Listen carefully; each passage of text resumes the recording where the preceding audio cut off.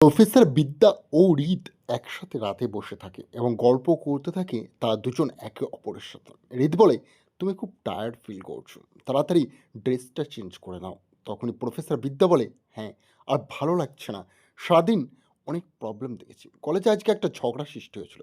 তখনই এ বিদ্যার কাছে একটা কল আসে তার কলেজের ছাত্রছাত্রীদের কাছ থেকে এবং বলে, ম্যাডাম, শীঘ্র আমাদেরকে বাঁচান, আমাদের সমস্ত আশা প্রত্যাশা ভেঙে দিলেন যে আপনি, কলেজের হস্টেল আপনি ভেঙে দিচ্ছেন ম্যাডাম। তখনই রিত বলে, কোথায় যাচ্ছ তুমি?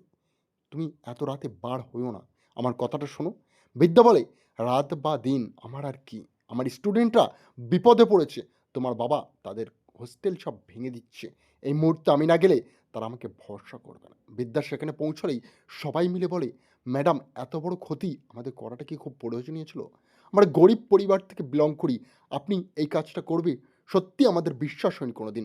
আমরা ভেবেছিলাম আপনি আমাদের সহায়ক, কিন্তু আপনি যে সবথেকে বড় বিপদ এনেছেন আমাদের মধ্যেখানে, তা আমরা কোনোদিন প্রত্যাশিতও করতে পারিনি আপনার কাছ থেকে।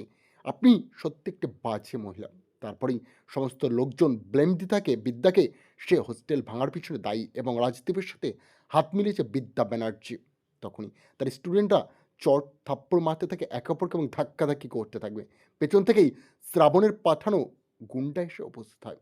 সে বলে, তোর মৃত্যু আমার হাতে লেখা বিদ্যাজ, তোকে এমন অবস্থা করব তুই দেখতে পাবি, তোর সারা জীবন আমি শেষ করে দেবো। এবং প্রফেসর বিদ্যা যখন ওই লোকগুলোর মাঝখানে লড়াই করতে থাকে এবং সবাই ব্লেম করতে থাকে, সেই সুযোগটা কাজে লাগিয়ে শ্রাবণের লোক সঙ্গে সঙ্গে প্রফেসর বিদ্যাকে একটা মাথায় আঘাত করবে বলে সাইড থেকে একটা লোক চলে আসে এবং বিদ্যা ব্যানার্জি কিছু বুঝে ওঠার আগেই তার মাথায় আঘাত করে দেয় সেই ছেলেটি।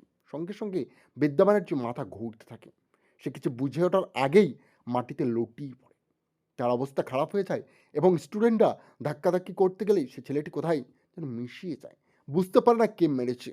এবং রিত এসে বলে, তোমার একই অবস্থা, তুমি এই লোকগুলোর সাথে লড়াই করো যারা একটু সুযোগ সুবিধা পেলেই তোমাকে মারতে পর্যন্ত উঠে পড়বে। ছি ছি ছি বিদ্যা, আমি কোনোদিন এক্সপেক্ট করিনি এরা এত নিচু কাজ করতে পারে। বিদ্যা বলে, তুমি ভুল বুঝছো, ওরা কোনো কিছু করেনি, ওদের মাঝখানে অন্য কেউ একজন ছিল যাকে আমি হয়তো চিনি কিন্তু বুঝতে পারছি না সেটা কে, কিন্তু আমার খুঁজতে বেশিক্ষণ লাগবে না, সেই সমস্ত সিসিটিভি ফুটেজ আমি খতিয়ে দেখলে ধরে ফেলে দেবো।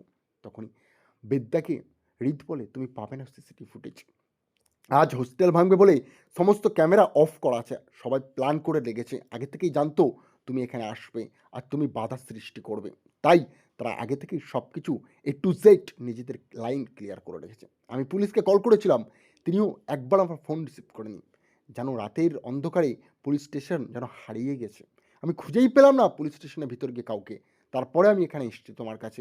কিন্তু তোমার যা অবস্থা তাতে বুঝলাম তোমার লোকজন তোমাকে মারার চেষ্টা করেছিল, স্টুডেন্টরা এত ভয়ানক হবে কোনো ভাবতেও পারেনি। বিদ্যা বলে, না, ওদের কোনো দোষ নেই, তুমি খামোকা ওদেরকে দোষারোপ করছো, ওরা যেটা করেছে সেটা ঠিকই করেছে, আর আমাকে তো ওরা মারেনি, আমি ওদেরকে নিচে হাতে মানুষ করেছি, আমি এতটুকু বিশ্বাস করি যে ওরা এই কাজটা কোনো দিনও করতে পারে না, ওরা আধ্যায়িক শিক্ষার মান মর্যাদা রাখে। আমার একটা দীর্ঘ বিশ্বাস ওই ব্যক্তিগুলো এই কাজগুলো করার আশাও কোনোদিন আনতে পারে না নিজের মনে, তাই খামোকারি ওদেরকে ব্লেম করে লাভ নেই। একটা কথা তো স্পষ্ট, এখানে শ্রাবণ যুক্ত আছে। আমি যখন কলেজে গিয়েছিলাম তুমি জানো আজকে শ্রাবণ এসব কতটা ভালো সুর গাইছে, সবাইকে বোঝাচ্ছে আমি এসব কিছু করিয়েছি, শ্রাবণকে আমি হোস্টেলের ভাঁড় কারণে, আমাকে মারার কারণে ছাড়িয়ে নিয়ে এসেছি এবং নিপুণকে ফাঁসিয়ে দিয়েছি।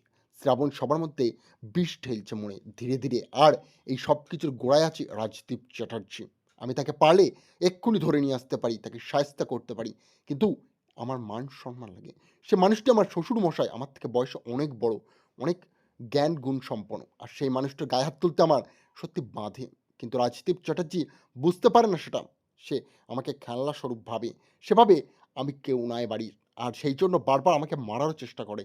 আমি এতটাই খারাপ লেগে গেছে আজ, যখন গুন্ডাদের মাঝখানে ভাড়াখাড়া স্টুডেন্টদের ভেতরে ঢুকে পড়ে সেই গুন্ডাগুলো, আমি বুঝতে পারি কেউ একজন তো রয়েছে এখানে, তার হাতে লাঠি, এবং সে ঢুকে আমাকে পিছন থেকে আঘাত করবে এটা আন্দাজ করতে পারিনি।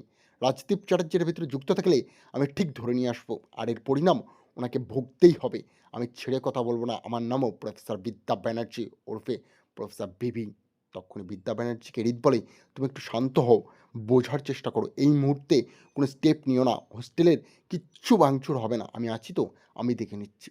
তখন বিদ্যা বলে, সত্যি তুমি দেখতে যাবে? তুমি আমার হয়ে রিদ, তুমি হোস্টেলটা ভাঙা বন্ধ করবে? তখন রিদ বলে, "অবশ্যই।